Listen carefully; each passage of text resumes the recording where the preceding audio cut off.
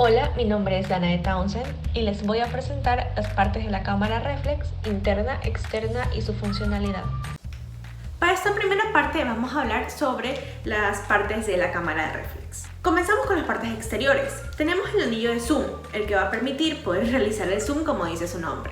Luego viene el anillo de enfoque y la escala a distancia. Esta escala a distancia nos va a permitir, de hecho las cámaras reflex lo que se puede hacer es que se mueve y tiene diferentes funcionalidades como poder enfocar, poder hacer más zoom. Luego tenemos los diferentes modos que están aquí, los diferentes modos para poder tomar la fotografía. Tendríamos el manual, el automático, el de velocidad de obturación, entre otros. Incluso tenemos hasta para grabar películas.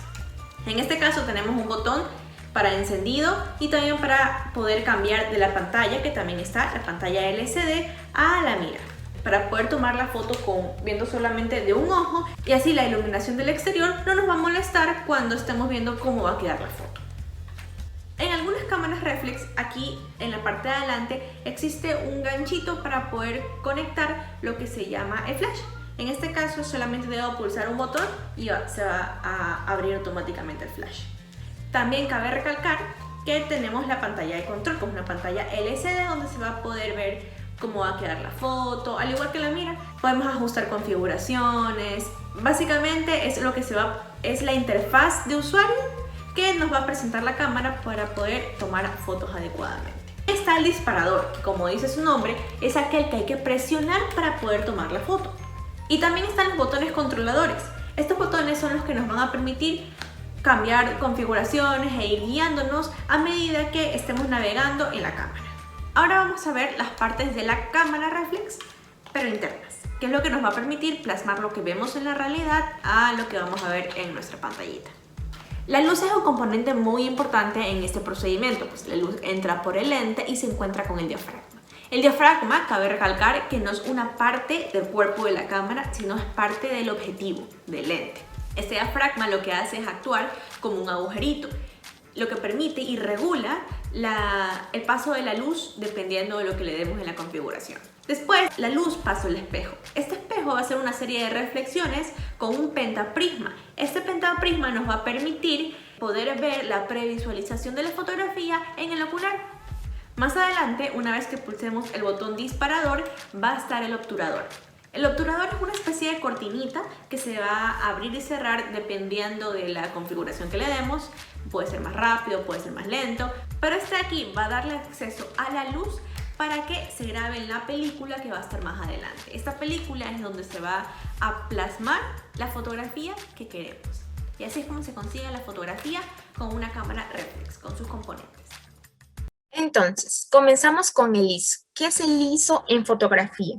Es un parámetro que nos permite medir la sensibilidad del sensor de la cámara frente a la luz. Cuando estamos en un lugar con poca luz natural, por ejemplo en mi cuarto, vamos a necesitar un ISO de mayor valor. Sin embargo, cuando estamos en un lugar al aire libre, en un día soleado, vamos a necesitar un ISO de menor valor. Por ejemplo, un ISO 100 hasta 400. Como podemos notar aquí, un ISO 100 nos da una fotografía oscura, mientras que si vamos al otro extremo, en un ISO 1600, vamos a obtener una foto más clara.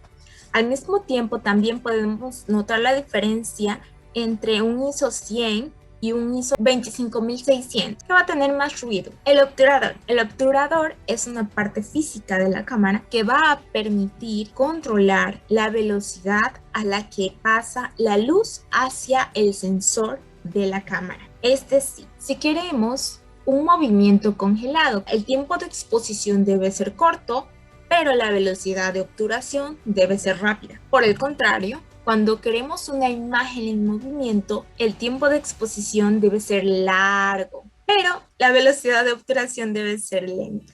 El diafragma se refiere específicamente a la apertura del lente, qué tanto se va a abrir. Entonces, aquí tenemos que un f2.8 va a ser una apertura total. Sin embargo, un f16 es una apertura pequeño. Entonces es un poco contradictorio. Sabemos que cuando el diafragma está completamente abierto, su número F va a ser muy pequeño, mientras que cuando el diafragma está chiquitito, el número F va a ser mayor. Hola, mi nombre es Alejandro Quimiz y les voy a hablar sobre la profundidad de campo. Entonces, la profundidad de campo es el área o el espacio que se comprende delante y detrás del sujeto al que vamos a fotografiar. Todo lo que está fuera de esta área está desenfocado. Y esta profundidad de campo depende de 3 factores. El primero es de la apertura del diafragma, depende de cuán abierto o cuán cerrado tengamos el objetivo. Y esto de aquí tiene una relación inversa, es decir, mientras más abierto esté el diafragma, menos profundidad de campo voy a tener, y viceversa, mientras más cerrado voy a tener el diafragma, más profundidad de campo voy a tener. El segundo factor que influye en la profundidad de campo es la distancia focal, el zoom óptico no digital que tiene un objetivo. Mientras más zoom tenga este, menor va a ser la profundidad de campo y viceversa. Y mientras menos zoom tenga, es decir, mientras la distancia focal sea menor, mayor va a ser la profundidad de campo. Y por último, el tercer factor es de la distancia que esté la cámara o el objetivo del sujeto a fotografiar. Mientras más cerca esté del objetivo, la profundidad de campo va a ser menor, y mientras más lejos esté, la profundidad de campo va a ser mayor. Bueno, eso es todo por el grupo número 9. Muchas gracias por el video y buenas tardes.